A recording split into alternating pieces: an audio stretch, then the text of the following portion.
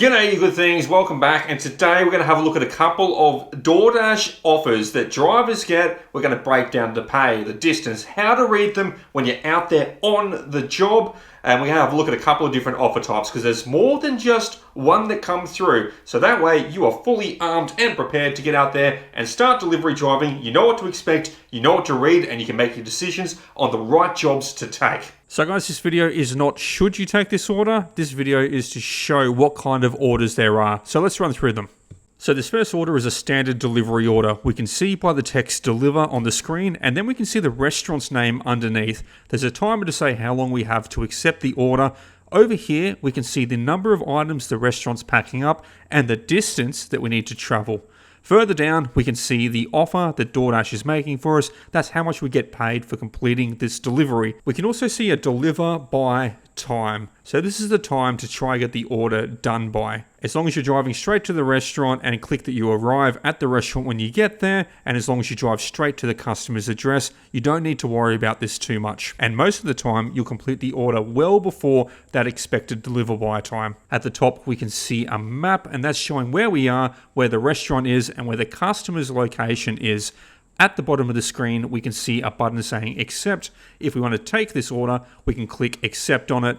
At the top right, there will be a button saying decline. If you don't want to take the order, you hit the decline button. But this is a standard food delivery order. These are the most common orders you're going to get through on the DoorDash platform. This next order type is an add to route order. So you'll only get this offer type when you're already on an active delivery. Here we can see the order type, it's saying deliver, and the restaurant's name underneath it. We can see on your route on the screen and the number of items to pick up. We have a bit more time to accept this one because we're already on an active delivery and DoorDash knows that. So it's giving us more time to decide if we're going to take this order. We can see the money offered, which is a plus sign. So this is on top of the delivery that you're already on.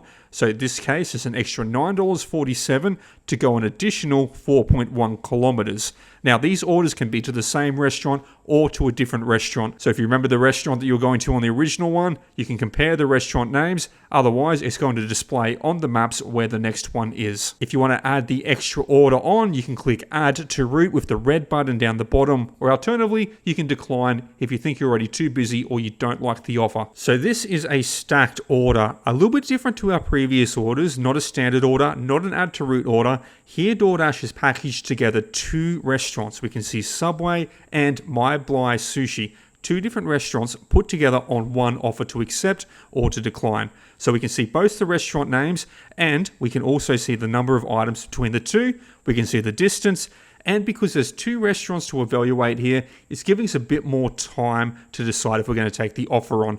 We can still see the total amount offered for the order, and that's for both the deliveries to be completed. This is not for a single one. This is for both the restaurants combined. On the maps, we can see where we are, we can see where the restaurants are, and we can see where the two separate customer drop-offs are.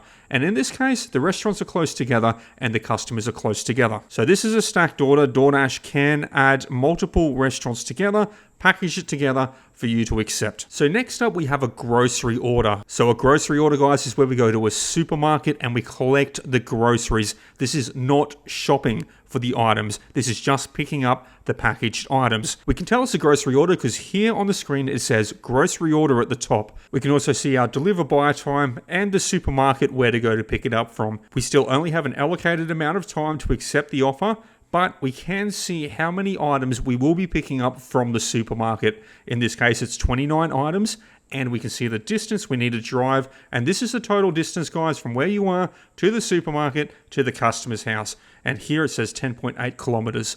Further down, we can see the offer, which is $15.06 to take this order. At the far bottom, just like all other orders, we have an accept button and we have our decline button in the top right. But this is a grocery order, guys. Pay attention when you glance these. Grocery order written here. This is not going into the store to go shopping for stuff. This is just picking it up from a click and collect bay. So on to our next one, and this is another grocery order. We can see by grocery order on the screen, but it's a little bit different to our previous one. Can you spot the difference? We can see our deliver by time. We can see our countdown of how long we have to take, but it's a long countdown. Why is it longer? Well, we can see next to the Coles supermarket, a little bracket, and then in very small text, 2 orders. So this is a double grocery pickup. On a double grocery pickup, that means we'll be going to the supermarket and we'll be picking up groceries for 2 separate customers. Here we can see between the 2 separate customers, there's 34 items and a total to drive from where you are to the supermarket, and to complete both the customers' drop-offs, it's going to be 10.1 kilometers. We can also see the total offered. The offer on the screen is for completing both the grocery deliveries. It's not just for one, this is for both of them. Just like all other orders, we can see the accept button at the bottom of the screen and the decline button in the top right. On these, same as a standard grocery order, drive to the supermarket, pull up in their click and collect bays, collect the groceries. Okay, on to the next delivery. So this is a package delivery. How do I know that? Well, from experience, I know that a pet stock is going to be just picking up. I don't go shopping for anything there, but there is something different on this screen. We can see our deliver by time. We can see the name of the place we're going to pick things up. We can see our countdown. We can see the money being offered.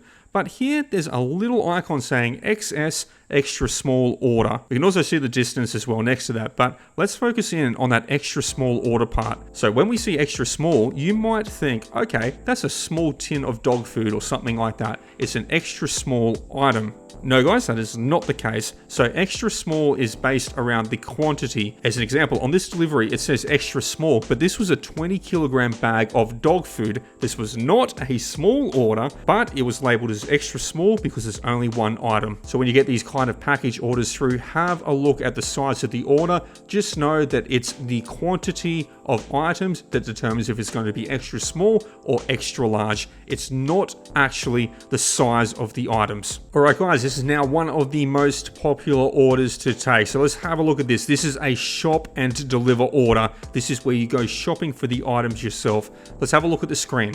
So we can see the total amount we're being offered at the top, in this case $27.19. We can see the distance that we're driving, and we can see our deliver by time. This is how long DoorDash thinks it's going to take for you to do the shopping and get it to the customer. This is when the customer is expecting to get it by at the latest. But now we've got a new section, and this is a little bit different. We can see shop for items.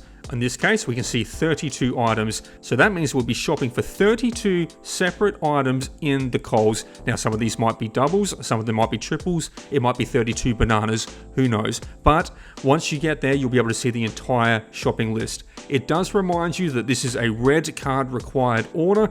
You need to have your red card set up and ready to go with DoorDash. If you don't have your red card, make sure you go through the settings on your Dasher app and click activate red card to get your red card up and running. If you do not have a red card, do not do these orders because you'll have to pay for it with your own money and chase reimbursement. That's not worth doing. Just like all the other orders, we can see the map, we can see where we are, we can see where the shopping center is, and we can see where the customer's drop-off is as well. There's a section saying items can be added before checkout. That doesn't mean anything, so don't worry about that. When you show up to the shopping center, you'll just go shopping for the items. It'll have a full walkthrough display list for you. Very easy to follow through. On the list, you'll see each item. It'll have a picture of the items. You'll scan the barcodes of the items as you go through shopping. You'll update the quantities on the cart. Very simple stuff, guys. Other than that, we can see the accept button down the bottom and the decline button in the top right. But this is a run-of-the-mill shop and deliver order. And the final one we're going to have a look at, this looks like a standard delivery like the first one we look at. Looks just like it. It's got all the same elements. We can see a deliver by time. We can see the merchant's name. We can see how much we're being offered. We can see the kilometers and the amount of items. But this is a little bit different. So this is a pharmacy order. We can tell because of the name of the merchant is Chemist Warehouse in this case. So I know if I go to a Chemist Warehouse, this has got some slightly different rules to it. On these orders, you'll need to hand the deliveries across to the customers. You cannot leave these at doors. It will not give you the option to leave at door. You need to hand chemist and pharmacy orders across to the customer.